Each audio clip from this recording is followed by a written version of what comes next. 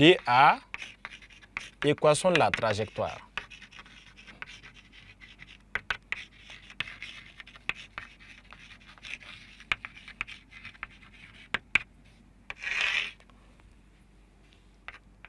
Pour la détermination de l'équation de la trajectoire, nous allons encore passer par la relation fondamentale de la dynamique qui va nous permettre d'avoir les équations horaires à partir desquelles nous allons tirer l'équation de la trajectoire. Donc ici, nous avons, c'est le même système, les mêmes référentiels et c'est la même force qui est appliquée. Donc, de ce principe, la deuxième loi de Newton, MA est égal à la force électrique FE. F est elle-même qui vaut QE. Donc, ça nous permet de dire alors que A égale à QE sur M. Et nous allons constater que par rapport aux coordonnées du vecteur accélération A, le champ E est dirigé vers le bas et il est vertical, donc ça veut dire qu'il est porté par l'axe Y. Donc, sur l'axe X, il n'y a pas de champ E. Donc, par conséquent, sur l'axe X aussi, il n'y a pas d'accélération. Donc, AX égale à 0. Sur l'axe Y, le champ E est dirigé vers le bas alors que Y est dirigé vers le haut. Donc, on va mettre un signe moins. Donc, là-bas, ça nous fera Q fois moins E. Donc, on met moins QE sur M. On passe au vecteur vitesse. V. Donc, en faisant les primitives de l'accélération, on aura les équations horaires de la vitesse. Sur l'axe des X, Vx, on fait la primitive de 0. La primitive de 0, ça donne la constante qui est la vitesse initiale. On va noter C1. Et sur l'axe Y, la primitive va faire moins QE, la constante fois T, plus une constante C que nous notons CD ici. Et on va rappeler encore qu'ici, le V0, qui permet d'avoir le C1 et le CD, comme les particules arrivent horizontalement, on va l'appeler V1 ici. Comme les particules arrivent horizontalement, ça veut dire que le V1 là suit l'axe des X. Donc, sur l'axe des X, V1X est égal à V1 et le V1Y, lui, il vaut 0. Donc, par conséquent, la constante C1 égale à V1 et la constante CD vaut 0. Donc, nous notons alors que V a pour coordonner Vx égale à V1 et Vy est égal à moins QE sur M fois T toujours, parce que CD vaut 0. Nous procédons ensuite à la primitive de la vitesse pour retrouver les coordonnées du vecteur position. Le vecteur position OM, s'il a des X, X est égal à V1 fois T, plus une constante T1. Et s'il a des Y, dérivé de primitive de T, ça fait T carré sur D. Donc ça nous fait alors moins QE T carré, ici sur DM. Donc plus une constante CD. Et les constantes C1 et CD correspondent aux valeurs initiales du vecteur position sur les deux axes.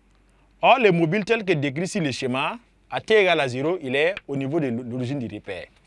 Donc, OM0 a pour coordonnées X0 égale à 0, Y0 égale à 0. Donc, ce qui veut dire que les deux constantes là valent 0, 0. On en déduit que l'équation de la trajectoire est donc X égale à V1 fois T. Si là des Y, ça va nous faire moins QE sur DM fois T carré. Donc, on pourrait poursuivre en remplaçant le champ E là par U divisé par D. Donc, comment? On va noter or E égale à U divisé par D. Donc, cela va nous permettre d'avoir une expression en fonction de U. Nous aurons que OM alors est égal à, si l'axe des X, ça n'a pas changé, ça reste toujours V1 fois T. Et si l'axe des Y, ça nous fait maintenant, on va remplacer également la charge Q par moins E, parce qu'on a fait un électron. Donc Q égale à moins E. Donc ça nous fera alors, si l'axe des Y, donc ça fait moins petit E, ça va faire petit E alors. Et le champ est remplacé par U sur D, ça nous fera U en haut. Et en bas, il y aura le D et le tout est multiplié par T carré. Donc voici les équations horaires de la position d'abord. Et à partir de là, on va aller aux équations horaires. On va aller à l'équation de la trajectoire maintenant. Donc de là, on sait que T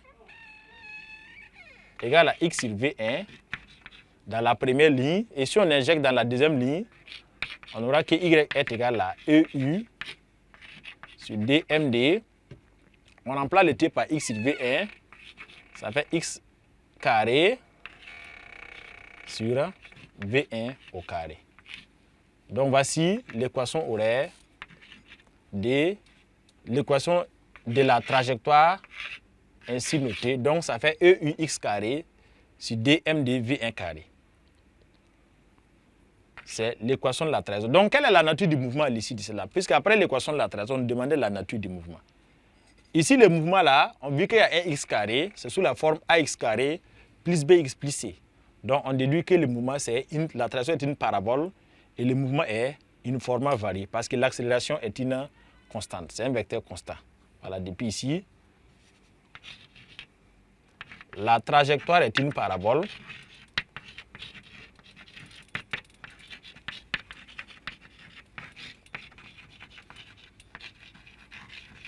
Et le mouvement est uniformément varié.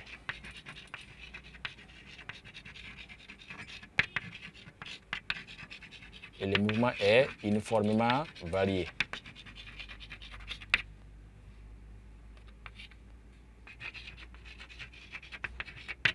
Donc, chers apprenants, pour déterminer l'équation de la trajectoire, la nature des mouvements, que ce soit dans les canaux électrons ou dans les déflecteurs, en passant par les équations horaires, vers l'équation de la trajectoire, on peut déduire c'est exactement quel type de mouvement qu'on observe.